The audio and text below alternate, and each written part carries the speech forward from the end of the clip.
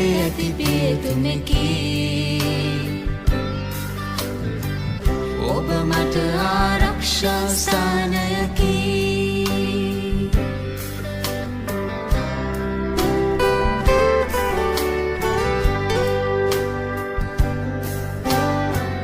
ඔබ මට ලොකු ශක්තියකි